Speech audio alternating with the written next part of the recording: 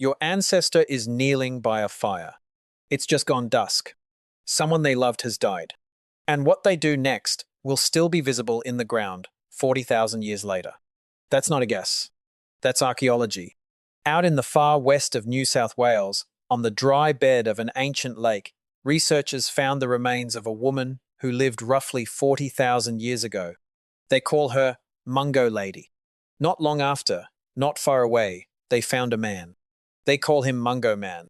Together, they are the oldest human remains ever found outside Africa, and the way they were laid to rest tells you something remarkable about how your ancestors handled grief. Let's start with Mungo Lady, because her story is the twist that changes everything. When researchers examined her remains, they found something they didn't expect. Her bones had been burned, then smashed, then burned again, then gathered up and buried in a small pit. That sounds confronting. It shouldn't, because when archaeologists studied the pattern closely, it didn't look random. It looked deliberate. It looked like a ceremony. Cremation, the deliberate burning of a body, is one of the oldest and most complex ways humans have ever chosen to say goodbye. And Mungo Lady's cremation is the oldest confirmed ritual cremation anywhere on Earth. Think about that for a second. Before the pyramids, before Stonehenge, before writing existed anywhere on the planet. Someone on the shore of an Australian lake was already performing a multi-step funeral rite for someone they'd lost. Why does that matter? Because grief needs a plan. You don't smash and burn and rebury a body by accident. That takes intention. It takes people standing around a fire, agreeing on what should happen next, and following it through. Which means 40,000 years ago, your ancestors already had funeral customs. Rules. A shared understanding of how to send someone off. That's not primitive behavior. That's culture. Now picture Mungo Man, buried not far from her, but differently. His body was laid out on its back, legs straight, hands crossed over his groin. Researchers found traces of red ochre, a natural iron-rich pigment, across his body. Ochre wasn't just lying around by accident.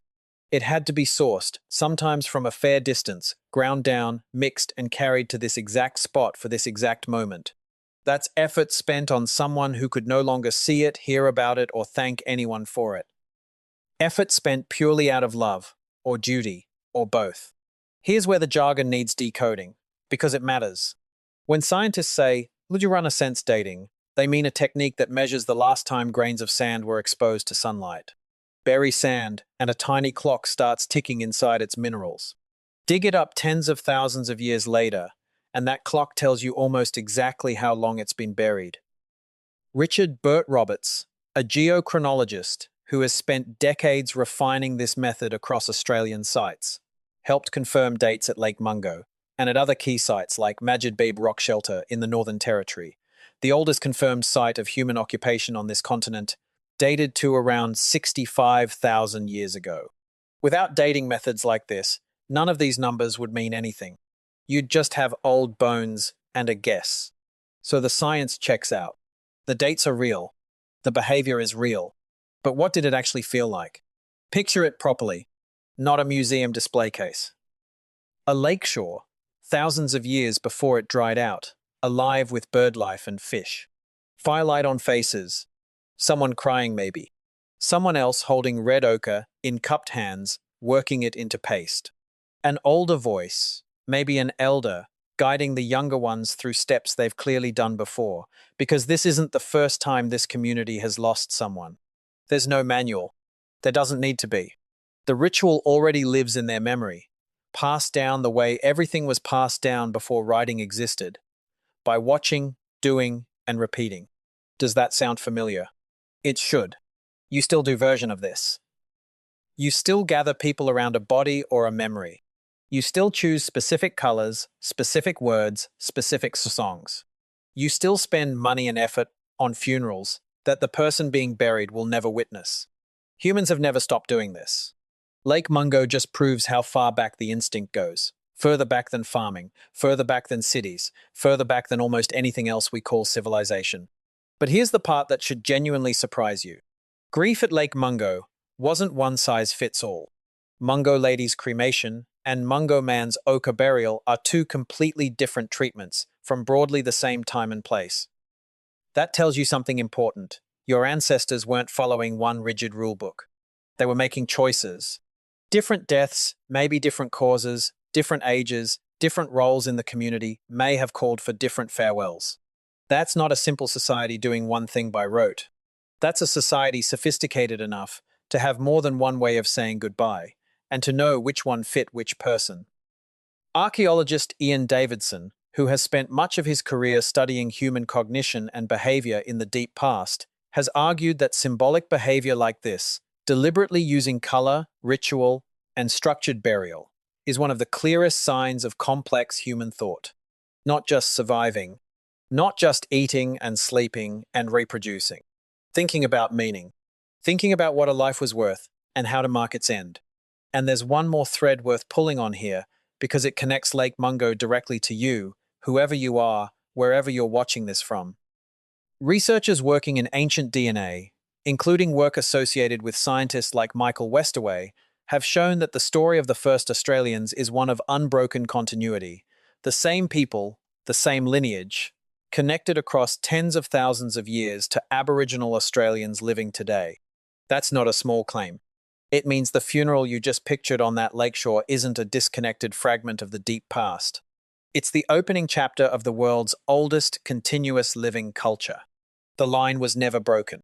So why does any of this matter to you, sitting here now, in a world with hospitals and coffins and printed funeral programs? Because grief hasn't changed as much as you think. Strip away the technology, strip away the centuries, and what's left is almost identical to what you'd recognize instantly. People gathering. People choosing symbols, ochre, then flowers now. People performing actions that mean something even though the person they're for will never know. 40,000 years is an almost incomprehensible stretch of time, and yet the shape of human loss has barely moved. Here's the twist worth sitting with. We tend to think of ancient people as simpler than us, fewer choices, fewer feelings, fewer rituals. Lake Mungo says the opposite. It says that even in the deepest, coldest, driest stretch of the last ice age, on a continent no other humans had ever set foot on before, your ancestors still stopped. They still slowed down for someone they'd lost.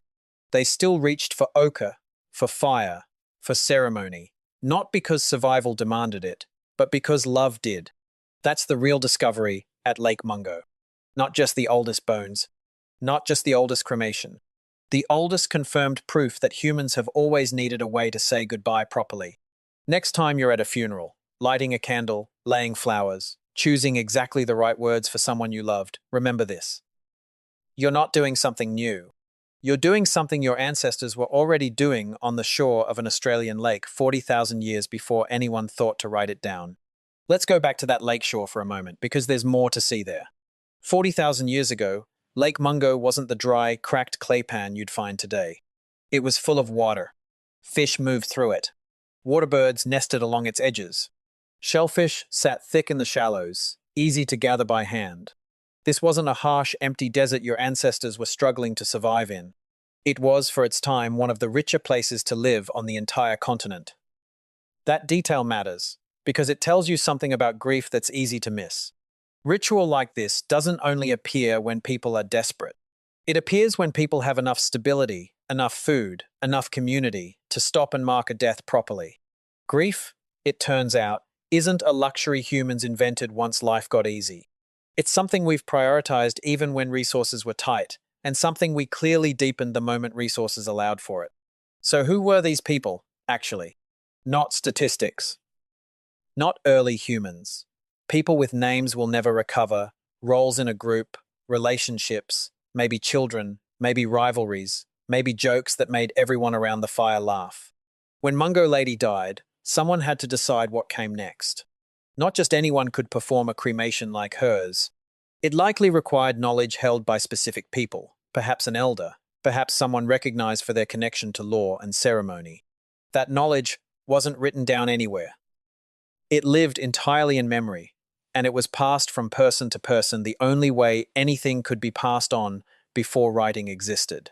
By showing, by repeating, by trusting the next generation to carry it forward without a single mistake. Now hold that thought and picture Mungo Man's burial again, because there's a detail worth slowing down on. His hands were crossed over his groin, deliberately placed, not fallen that way by accident. Ochre had been applied across his body. Researchers now believe in a scale rarely seen in burials this old anywhere in the world. Ochre isn't just red dirt. Depending on the source, it can range from yellow to deep red-brown, and different sources were sometimes carried enormous distances by ancient Australians, traded and exchanged along routes that stretched across the continent. So the ochre on Mungo Man's body might not have come from nearby at all. It might have arrived through a chain of hands, passed from group to group, until it reached the person who needed it most for this one final act. Doesn't that change how you picture it? This wasn't a rushed scattering of dirt. It was closer to a considered, resourced, intentional act, the kind of thing you'd expect from a community that had thought carefully, more than once before, about how to farewell someone they respected. Here's a question worth sitting with. Why cremation for one and ochre burial for the other? Archaeologists still debate it. Some point to differences in status or role within the group. Some point to cause of death, or to the specific ceremonial pathway a person's family or clan followed. Some caution against assuming there's a single tidy explanation at all, because, and this is worth remembering, not every answer from 40,000 years ago is recoverable, and that's all right. What we can say with confidence is this: your ancestors weren't improvising blindly. They were drawing on shared knowledge, applying it thoughtfully, and adjusting it person by person. That's not simple behavior. That's judgment. It's worth pausing here to say something plainly. Aboriginal and Torres Strait Islander cultures across Australia continue to hold strong, specific, and sometimes restricted practices around death, ceremony, and the naming of those who have passed. Some communities prefer that the names and images of deceased people not be used freely, out of respect for grief and cultural protocol. Mungo Lady and Mungo Man are names used in the archaeological record, with the involvement and consultation of traditional owners, and even those names carry weight and responsibility. This isn't ancient history being poked at for curiosity. It's the opening chapter of living, ongoing culture, and it deserves to be treated that way. Which brings us back to Ian Davidson's point about symbolic thought, because it's worth unpacking properly. For a long time, some researchers assumed that modern human behavior, art, ritual, symbolism, complex burial showed up first in Europe, tens of thousands of years later than sites like Lake Mungo. Davidson's work, along with decades of Australian archaeology, helped dismantle that assumption. Ochre use, deliberate burial, cremation, these aren't late additions to human behavior. They were already fully present on this continent, in this community, earlier than almost anywhere else on Earth we have solid evidence for. That's not a minor correction. That reshapes the entire timeline of when humans started thinking symbolically about death.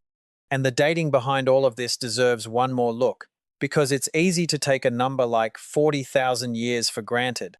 Luminescence dating, the sunlight exposure technique used to place these burials in time, had to be applied carefully, layer by layer, at Lake Mungo, cross-checked against other methods, refined over repeated seasons of fieldwork.